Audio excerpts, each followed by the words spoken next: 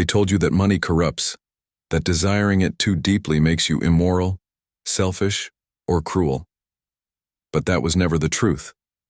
That was the story built by those who already owned everything, because if they could make you ashamed of wanting power, they could make you obedient without ever lifting a sword. You see, wealth was never about coins, or gold, or digital numbers blinking on a screen. It was about control, the architecture of influence hidden behind morality. Machiavelli understood this before anyone else. He saw that people don't protect what is sacred, they protect what is profitable. They may preach virtue in public, but in private, they bow only to leverage. When he wrote The Prince, he wasn't glorifying cruelty, he was decoding it, showing how the world truly operates beneath the veil of ethics. He knew that the appearance of goodness is more valuable than goodness itself, because people are hypnotized by perception, not reality. And if you learn to master perception, you no longer need to beg for wealth. It begins to move toward you, quietly, inevitably, like gravity. You've been trained to chase approval, to believe that your value depends on effort, patience, and honesty. But have you ever wondered why the hardest workers are rarely the richest? Why the kindest are often ignored, and the silent few somehow rise above them all? It's not luck. It's design. The system doesn't reward labor. It rewards strategy.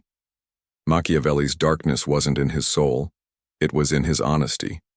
He dared to speak aloud what others buried in shame. That kindness without strategy is weakness. That transparency without boundaries is suicide. And that morality, when used without awareness, becomes a weapon in the hands of your enemy. You have felt this, haven't you? That unsettling moment when you realize your hard work made someone else rich? When your loyalty was mistaken for servitude? When your silence was interpreted as inferiority? That's not failure, that's conditioning. You were raised to be useful, not powerful. But here is the truth they'll never teach you in school or church. Money was never moral. It was psychological. And whoever controls perception controls its flow. The rich don't think about money. They think about control of timing, of attention, of emotion. They don't fight for opportunity. They engineer it. In Machiavelli's eyes, every transaction is a war disguised as agreement. Every smile hides calculation. Every favor is a future debt. And while most people react emotionally to this darkness, the few who learn to understand it rise beyond emotion into mastery. Because the moment you stop expecting fairness, you become unbreakable. The poor chase fairness. The powerful design it.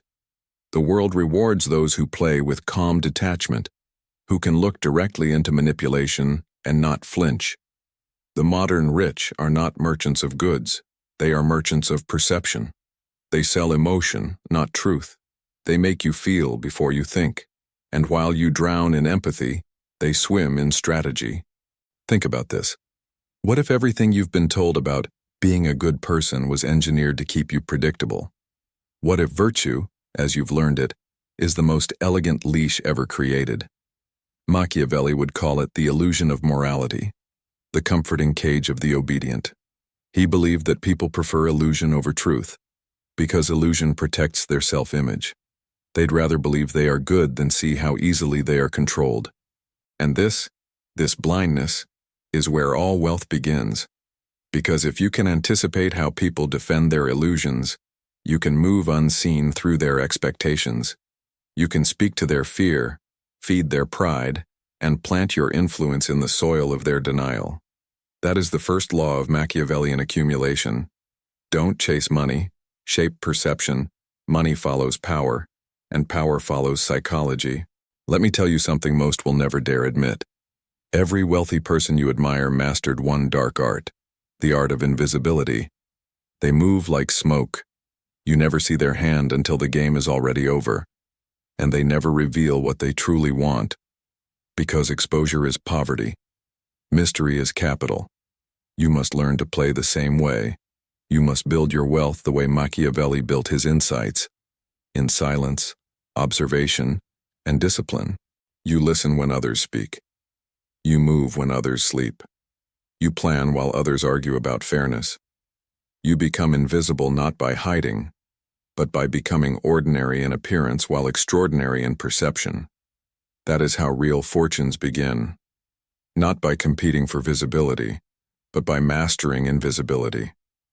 The crowd fights to be seen, the master moves unseen. When Machiavelli advised the prince to learn how not to be good, he didn't mean to become evil. He meant to become conscious, to understand when goodness becomes a trap. The man who always forgives is predictable. The woman who always explains is weak. The leader who always trusts is doomed. The entrepreneur who always pleases will serve forever. And yet, here is the paradox. To gain control, you must first learn restraint. The poor man reacts. The rich man calculates. The first obeys emotion. The second observes it. This emotional detachment, this cold precision, is the psychological code of wealth. Machiavelli wrote that fortune is like a river. It floods the careless and serves the prepared. Those who prepare not with hope, but with structure, survive the flood. The rest pray while drowning. So, how do you prepare? How do you begin from nothing? First, stop worshiping morality that keeps you small. Stop apologizing for wanting power. Stop trying to impress the world. And then start doing what Machiavelli taught through every page. Observe. Observe everything. How people talk, what they avoid saying, what they fear losing. The patterns of emotion around you are the map of wealth. Every deal, every relationship, every social hierarchy is built on one currency: perception. Whoever learns to interpret it first wins before the game begins. In the next part, we'll go deeper into this darkness, the architecture of psychological wealth. You'll see how Machiavelli's most feared insight, the separation between virtue and power, isn't evil at all. It's freedom disguised as sin. They never told you that poverty is a form of hypnosis, not just a lack of money, but a way of thinking that rewards dependence and punishes vision.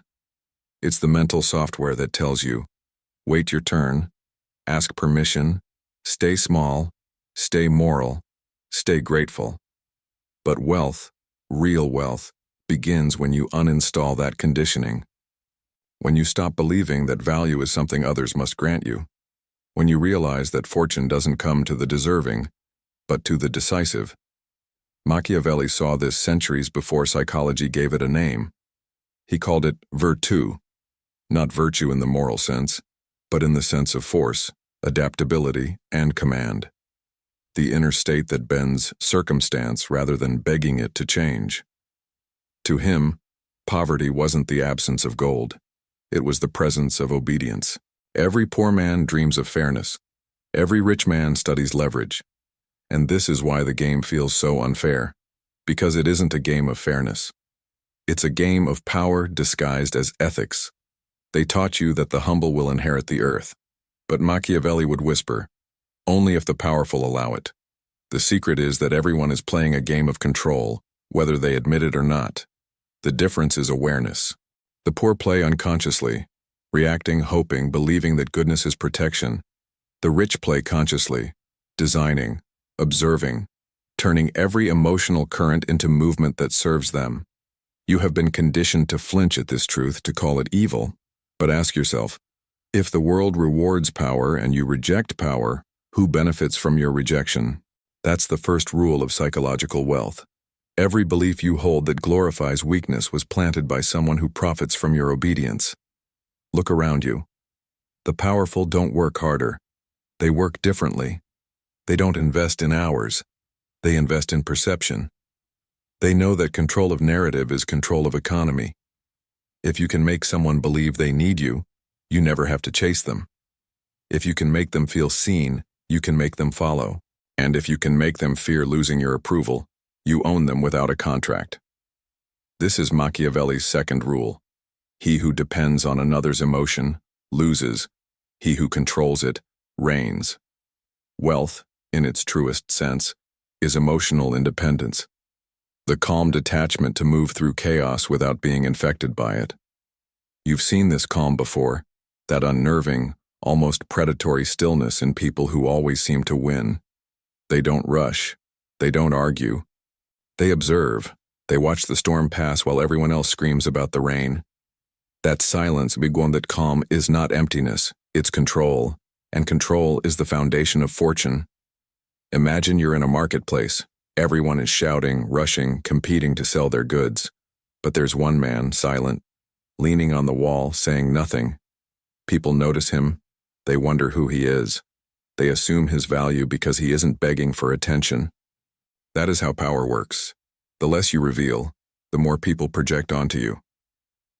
Machiavelli called this the power of appearances, the ability to let others build your myth for you. In your own life, this begins when you stop explaining yourself.